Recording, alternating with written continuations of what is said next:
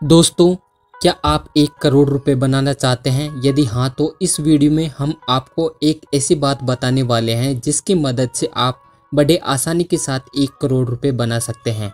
और साथ ही वीडियो के लास्ट में हम आपको ऐसी बात बताने वाले हैं, यदि आप उस बात को अपनी लाइफ में लागू करते हैं तो आप कभी गरीब नहीं हो सकते।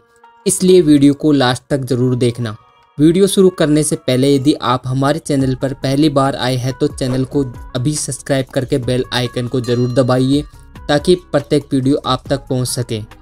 आज के समय में कौन नहीं चाहता कि उसके पास अच्छे खासे पैसे हो, एक अच्छा खासा घर हो और साथ ही घूमने के लिए अच्छी खासी गाड़ी हो, ताकि वह अपनी लाइफ को अच्छे से जी सके।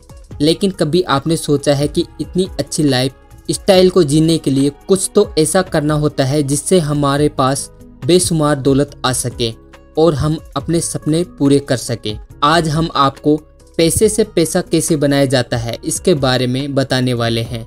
यदि आपके पास कुछ पैसे हैं और आप उन पैसों से पैसे कमाने के बारे में सोच रहे हैं तो आपको पहले इस वीडियो को अच्छे से समझना है। उसके बाद आप स्वयं डिसाइड कर पाएंगे कि आप किस प्रकार से पैसे कमा सकते हैं। आइए चलते हैं। दोस्तों, पैसे से पैसा बनाने के लिए आपको इन्वेस्टमेंट करना होता है। अब आप सोच रहे होंगे कि इन्वेस्टमेंट के तो बारे में हम जानते नहीं, लेकिन आपको ये नहीं पता है कि इन्वेस्टमेंट आपको कौन कौन सी जगह करके। दोस्तों, पैसे से पैसा बनाने के लिए आपको इन्वेस्टमेंट करना होता है। अब आप सोच रहे होंगे कि इन्वेस्टमेंट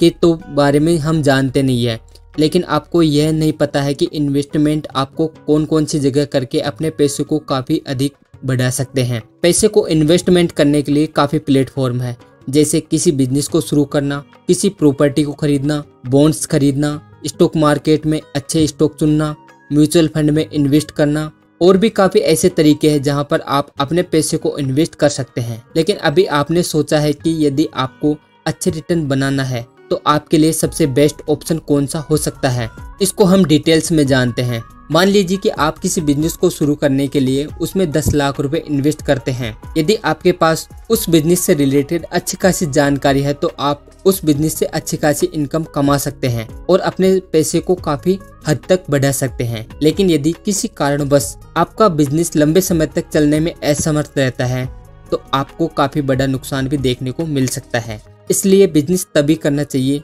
जब आपको उस बिजनेस के बारे में अच्छी खासी जानकारी हो। दूसरा है प्रॉपर्टी। यदि आप अपने पैसे को किसी प्रॉपर्टी में इन्वेस्ट करते हैं जहां से आपको नॉर्मली 8 से 9% का रिटर्न मिलता हो, जो आने वाले समय में महंगाई को कवर करता है। इसी के साथ ही यदि आप प्रॉपर्टी में कहीं ऐसी जगह निवेश कर देते हैं जहां पर आपको प्रॉपर्टी पर रिटर्न मिलने की काफी कम चांस होते हैं, तो वहां पर आपकी महंगाई दर से भी कम आपको रिटर्न मिलता है, जो आपको काफी अधिक नुकसान पहुंचा सकता है। इसलिए प्रॉपर्टी में इन्वेस्ट करना बहुत सूझबूझ के ऊपर होता है। यदि आपको अच्छे रिटर्न कमाना है तो उसके लिए आपको कहीं ऐसी जगह प्रॉपर्टी में निवेश करना होगा जहां पर आपको अच्छे रिटर्न मिल सके, जहां पर प्रॉपर्टी के दाम काफी तेजी से बढ़ रहे हो। तीसरा है बॉन्ड्स।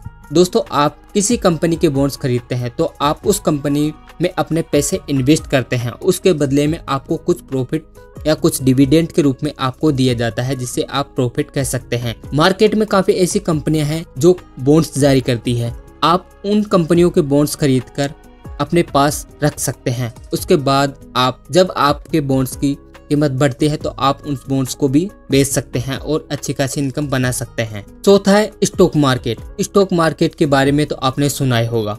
काफी लोग स्टॉक मार्केट के बारे में जानते हैं, लेकिन काफी लोग स्टॉक मार्केट के बारे में जानकारी नहीं रखते हैं क्योंकि वह इसे एक सट्टा बाजार के रूप में देखते हैं। लेकिन दोस्तों, ऐसा नहीं है।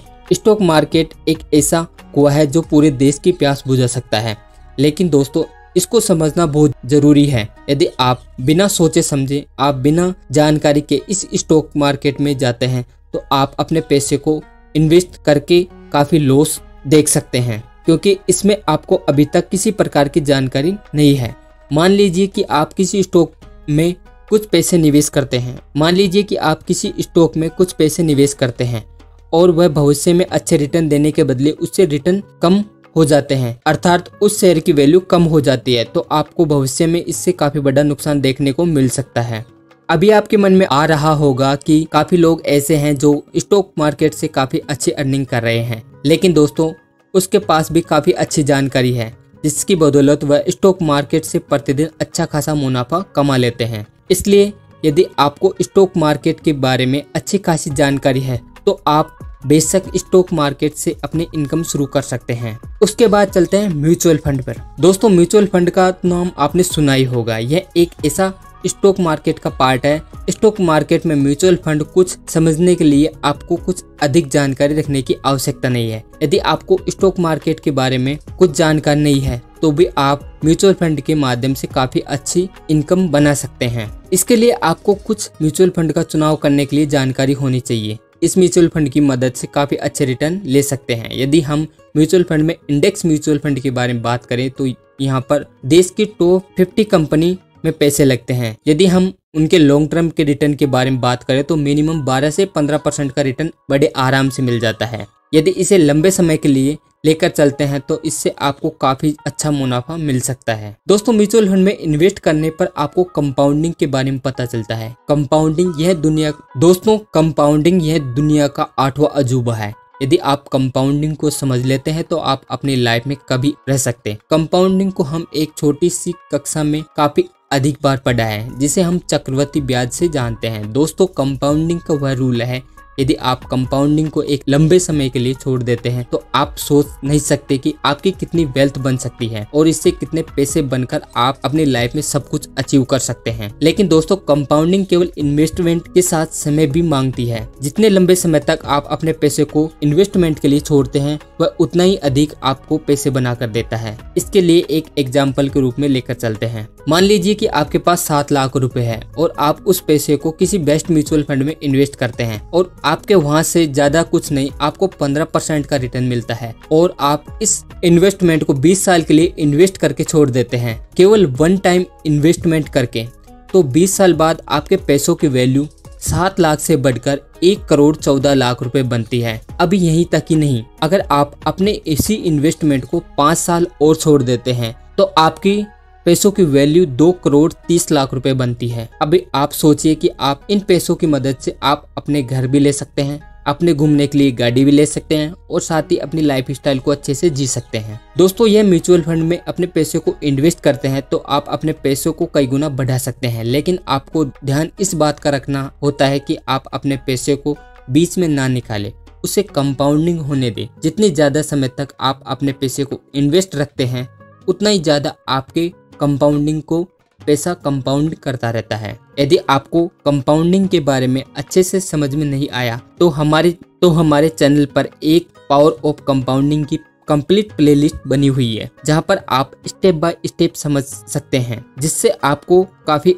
अच्छे से समझ में आ सके और आप अपने फ्यूचर को बेहतरीन बना सके। दोस्तों जानकारी अच्छी लगी तो हमारे चैनल को जरूर सब्सक्राइब करके अपने दोस्तों को यह वीडियो जरूर शेयर कर देना ताकि उनको भी इस प्रकार की जानकारी मिल सके। और साथ ही कमेंट में वीडियो कैसी लगी इसके बारे में जरूर कमेंट करें ताकि हम आपके लिए एक बेहतरीन वीडियो बना सके।